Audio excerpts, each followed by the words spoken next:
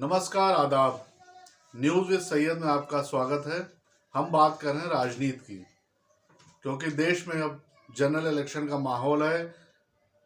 पार्टियां एक दूसरे पर आरोप भी लगा रही हैं और एक दूसरे के स्ट्रेटेजी के खिलाफ अपनी काउंटर स्ट्रेटेजी भी बना रही हैं।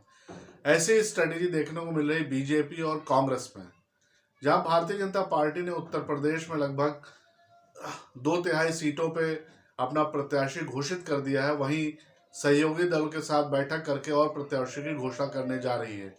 लेकिन सबसे बड़ा सवाल है कि क्या कांग्रेस पार्टी के नेता राहुल गांधी अपने अमेठी संसदीय क्षेत्र से चुनाव लड़ेंगे कि नहीं। राहुल गांधी ने हाल में ही अभी भारत जोड़ो न्याय यात्रा के दौरान जब उनसे पूछा गया तो उन्होंने साफ तौर पर कहा कि जब कांग्रेस की केंद्रीय चुनाव समिति की बैठक होगी, उस दौरान जब उनसे अगर कहा जाएगा कि वो अमेठी से जाके चुनाव लड़ें तो वो जरूर लड़ेंगे। जाहिर सी बात है कि राहुल गांधी ने अभी एक तरफा इनकार नहीं किया है। हालांकि कई नाम आ रहे हैं अमेठी से चुनाव लड़ने की, खास तौर पे प्रियंका गांधी और राहुल गांधी के खासम खास दीपक सिंह की बात हो रही है, जिनके लिए सर्वे टीम भी गई थी। इसके अलावा पार्टी के सोशल मीडिया हेड और प्रवक्ता तेज तर्रार सुप्रिया श्रीनेत के भी लड़ने की बात हो रही है। लेकिन जहां तक गांधी परिवार की बात है, अभी तक गांधी परिवार की तरफ से कोई आधिकारिक बयान नहीं आया है, ना कांग्रेस की तरफ से आधिकारिक सूची आई है।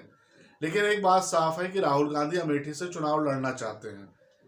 ऐसा नहीं है कि वो अमेठी से चुनाव लड़ना नहीं चाहते हैं। वायनाड में चुनाव हो जाने के बाद अमेठी में चुनाव की प्रक्रिया शुरू होगी, तो जाहिर सी बात है कि राहुल गांधी के पास वक्त है कि अमेठी संसदीय क्षेत्र में वो अपना समय भी दे सकते हैं। वायनाड से वो सांसद हैं। 2019 में अमेठी से लोकसभा चुनाव स्मृति ईरानी से हार गए थे। जाहिर सी बात है कि उसके बाद उनका मन शायद अमेठी से खिन्न रहा है और अमेठी में उस तरह से कांग्रेस एक्टिव नहीं रही है जिस तरह से पहले राहुल गांधी की टीम वहां पे एक्टिव रहा करती थी। वहीं बगल में रायबरेली की बात करें तो रायबरेली से प्रियंका गांधी चुनाव लड़ना चाहती हैं। अगर वो चुनाव नहीं लड़ती है तो स्वामी प्रसाद मौर्य चुनाव लड़ सकते हैं, क्योंकि उनका गृह जिला भी है और स्वामी प्रसाद मौर्य वहाँ से कई बार एमएलए भी रहे और राजनीति में भी काफ़ी सक्रिय हैं। ओबीसी के बड़े चेहरे हैं। लेकिन एक बात साफ है कि राहुल गांधी अभी भी चुनाव लड़ने के इच्छुक बताए जा रहे हैं, खासकर अमेठी से। अमेठी के लोग लगातार दिल्ली आ रहे हैं और राहुल गांधी से कह रहे हैं कि वो चुनाव लड़ें। और जो सर्वे की भी टीम गई है कांग्रेस के, उनका इंटरनल सर्वे बता रहा है कि राहुल गांधी वहाँ से 1 लाख से ज़्यादा मतों से चुनाव जीत सकते हैं।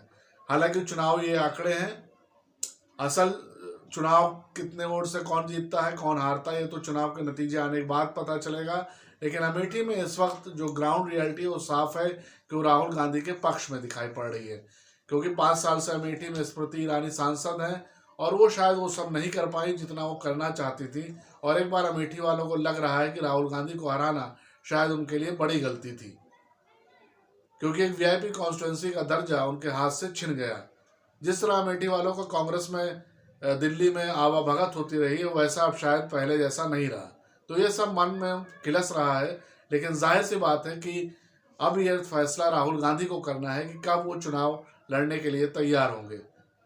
कांग्रेस की केंद्रीय चुनाव समिति की बैठक हो रही है और जाहिर सी बात है कि इसमें अमेठी, रायबरेली और अन्य 15 सीटों को लेकर चर्चा जरूर होगी और उसके बाद कांग्रेस पार्टी एक नई सूची के साथ आएगी कि कौन किस जगह से चुनाव लड़ सकता है।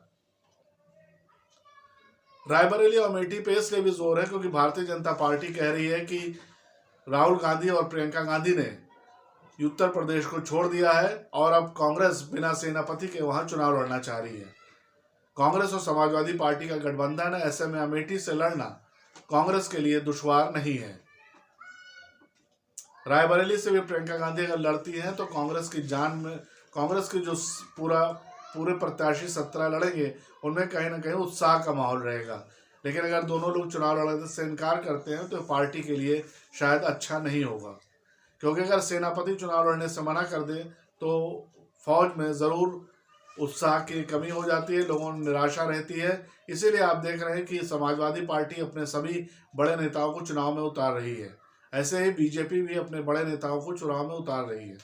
तो सबसे बड़ी बात यह है कि अब आंखें और निगाहें सब रायबरेली और अमेठी की सूची पर है कि कांग्रेस उस सूची में किसका नाम देती है, राहुल गांधी या कोई और। लाइक कीजिए, सब्सक्राइब कीजिए, आपके फीडबैक का इंतजार रहेगा।